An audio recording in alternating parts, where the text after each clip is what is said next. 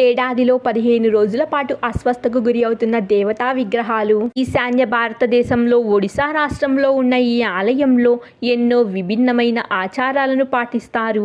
వాటిల్లో ఒకటే అనసర ఆచారం లేదా అనవాసర ఆచారం. పూరీ క్షేత్రంలో విశ్వప్రసిద్ధి చెందిన జగన్నాథుడి రథయాత్రకు ముందు జరిగే ఉత్సవాన్ని దేవస్థాన పౌర్ణమి అంటారు.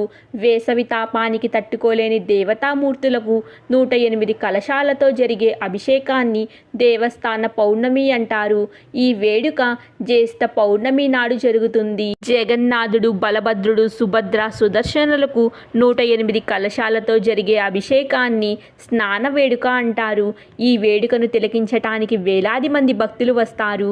ఈ స్నాన కార్యక్రమం తరువాత ముగ్గురు మూర్తులు అనారోగ్యానికి గురి అవుతారు. వారు ఒక పక్షం రోజుల పాటు చీకటి గదిలో చికిత్స పొందుతారు. ఈ కాలం జ్యేష్ఠ పౌర్ణమి నుండి ప్రారంభమయ్యి జ్యేష్ఠ అమావాస్యతో ముగుస్తుంది.